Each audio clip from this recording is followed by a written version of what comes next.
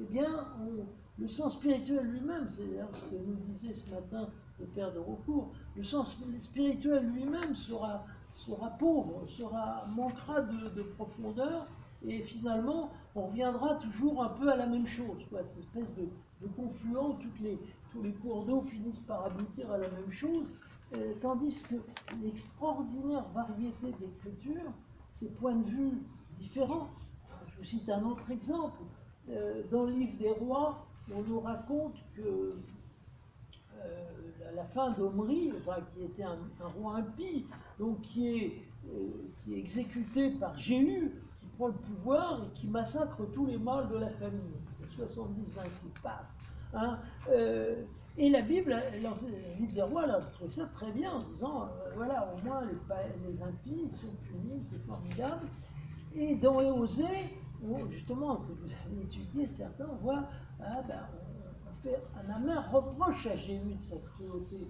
Donc on voit qu'il y a une tension. Alors vous allez me dire, mais qu'est-ce qu'il faut croire? Alors est-ce qu'il faut croire à Osée? Est-ce qu'il faut croire à Livre des rois? Mais il faut voir que des deux côtés, il y a quelque chose qui est en jeu. Il y a un côté, la nécessité de garder la pureté de la foi d'Israël, qui demande parfois d'être fort, et d'autre part, l'attention aussi à la souffrance humaine et à la misère.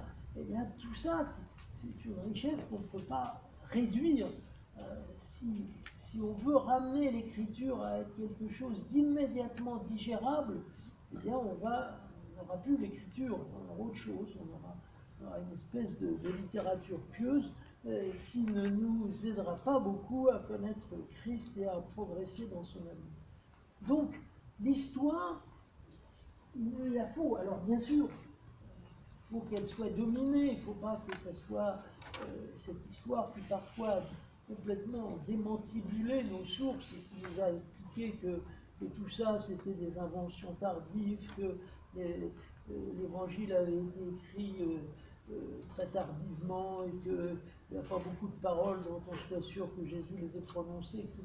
Bien sûr, je comprends qu'on ait dû se défendre. Moi-même, j'ai connu les années difficiles de 30 ou 40 ans où on se demandait s'il y avait encore une phrase de Jésus dans l'Évangile qui soit de lui, mais on en est bien revenu aujourd'hui, heureusement, mais malgré tout, tout n'est pas réglé. C'est sûr qu'il faut se défendre aussi et pas accepter n'importe quoi, mais pour autant, ne rejetons pas le bébé avec l'eau du bain, l'histoire peut nous aider. Elle nous donne souvent une vision plus riche, plus concrète de ce qui s'est passé. Elle nous permet de nous rendre compte des affrontements, par exemple, qu'a connu Jésus avec les différents groupes religieux de son temps, de voir exactement son positionnement face à eux. Pendant longtemps, on a dit les pharisiens, c'est les mauvais, ils n'avaient rien compris, ils sont les ennemis de Jésus. C'est pas vrai. On voit que les pharisiens, c'est le groupe avec lequel Jésus a le plus d'affinité, finalement. C'est pour ça, d'ailleurs, qu'il est si vigoureux avec eux, c'est qu'il dit que c'est bête, ces gens-là, ils ont une grande partie des bonnes réponses. Et puis, alors, ils s'obstinent à avoir une étroitesse d'esprit sur certains sujets, c'est insupportable. Mais en fait, Jésus est bien plus proche des pharisiens qu'il n'était des zélotes ou des sadducéens de son temps, c'est évident. Donc tout ça, nous avons besoin de mieux le connaître, de mieux le percevoir.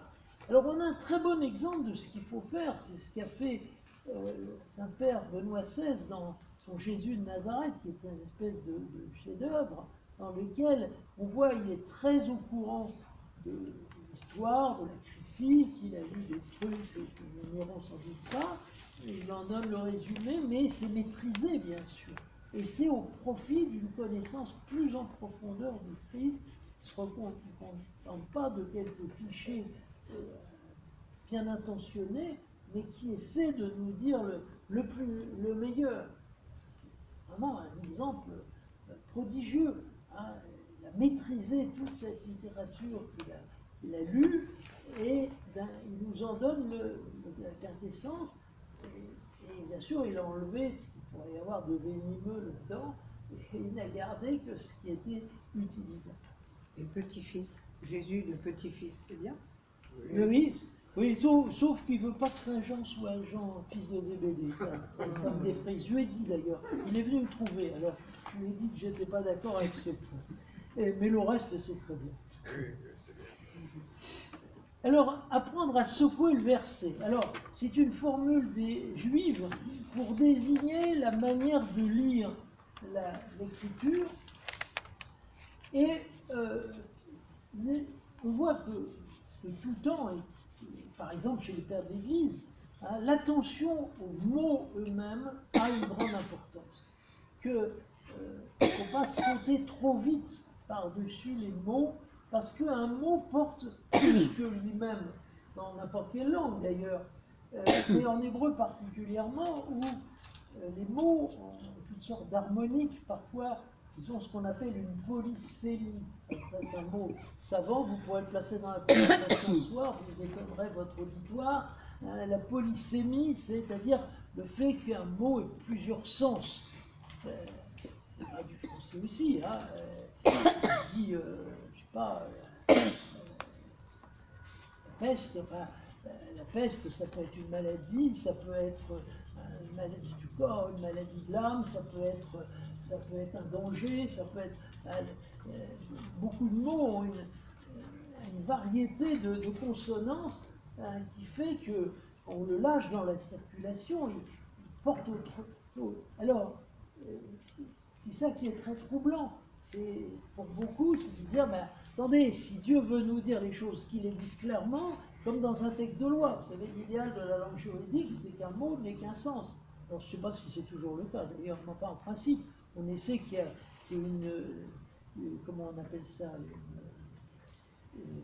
bon, enfin, je ne retrouve pas le mot pour dire l'identité de sens, mais parce que si on veut s'appuyer sur quelque chose, il faut qu'il n'y ait pas de...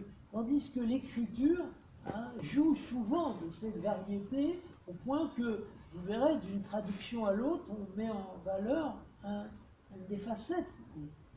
Mais on ne peut pas les mettre toutes en même temps. Mais il faut savoir qu'il y a plusieurs facettes à ce moment-là, et qu'il est riche de ça. Donc le sens des mots, savoir ce qu'il en est, et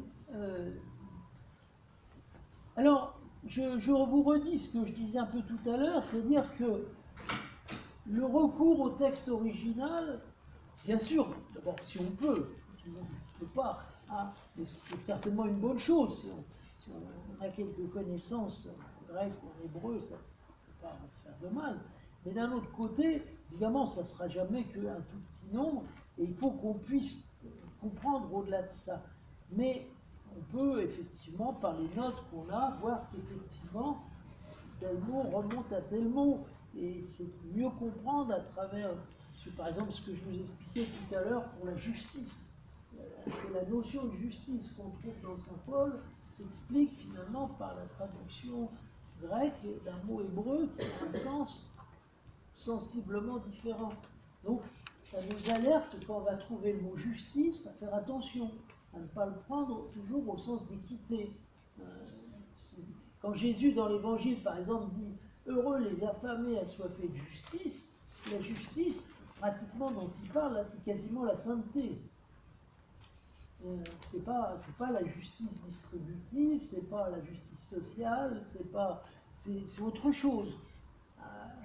Donc il faut être alerté sur ces choses-là qui nous permettent. Alors,